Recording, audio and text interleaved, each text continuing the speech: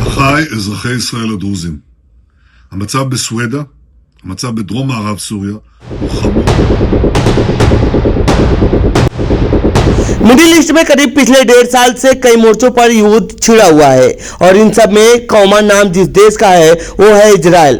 Israel एक तरफ Hamas के साथ जंग लड़ रहा है तो वहीं दूसरी तरफ यमन और ईरान के प्रॉक्सी हिजबुल्लाह जैसे संगठनों के साथ भी जंग लड़ रहा है। तो वहीं इस बीच ईरान के साथ भी युद्ध छिड़ा था, लेकिन अमेरिका के हस्तक्षेप के बाद सीजफायर समझौते की वजह से यह जंग अब करीब खत्म हो चुका है। लेकिन यमन और हमास से अब भी इजराइल का जंग जारी है। इस बीच इजरायली लड़ाकू विमानों ने सीरिया को निशाना बनाया है और दमिश्क में सीरियाई शासन के प्रमुख सैन्य ठिकानों पर हमला किया है। इजरायल ने सीरिया को क्यों बनाया निशाना? दरअसल सीरिया के दक्षिण शहर स्वेइदा में स्थानीय सुरक्षा बलों और ड्रूज समुदाय के बीच पिछले कुछ दिनों से झड़प चल रही थी, जिसको लेकर इजरायल ने चेतावनी जारी की थी कि यदि सीरियाई लड़ाकू ड्रूज समुदाय पर हमला करते हैं तो वे सीरियाई सेना को तबाह कर देंगे। इनके इस चेतावनी के बाद भी ये हमले बंद नहीं हुए थे, जिसके बाद इजरायली सेना ने सीरिया को निशाना बनाया है और एक के बाद एक कई दमिश्क पर बम दागे हैं।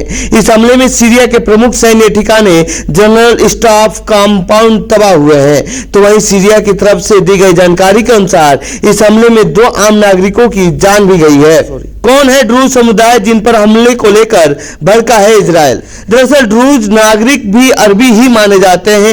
इस समुदाय की उत्पत्ति 11वीं सदी के दौरान मिस्र में हुई थी। ये समुदाय के लोग सीरिया, लेबनान, जॉर्डन और इजरायल में रहते हैं। इनकी तादाद करीब 10 लाख है। ये समुदाय इस्लाम या यहूदी धर्म को नहीं मानता है, बल्कि एक अलग धर्म को मानता है। ड्रूज जिस धर्म को मानते हैं वह हिंदू, बौद्ध और अन्य धर्मों का मिला जुला कर बना हुआ है और इजरायली यहूदी इन्हें अपना मानते रहे हैं। यही वजह है कि ये लोग भी मिडिल ईस्ट के कुछ देशों में सुरक्षित नहीं है और उन्हें निशाना बनाया जाता है। सीरिया पर हमले को लेकर क्या बोले इजरायली पीएम?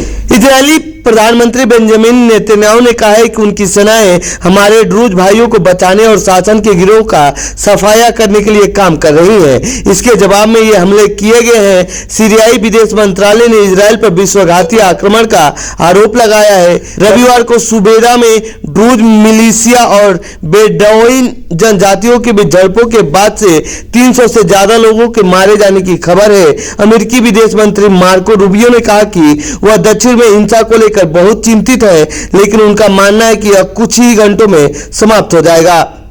तो ये थी इजरायल द्वारा सीरिया पर किए गए हमले से जुड़ी हमारी रिपोर्ट। आपको कैसी लगी यह रिपोर्ट कमेंट बॉक्स में बताएं। साथ ही इस पूरे मामले पर आप क्या कहना चाहते हैं कमेंट बॉक्स में लिखें। बाकी देश दुनिया की खबरों के लिए बने रहिए जनसत्ता के साथ। धन्यवाद।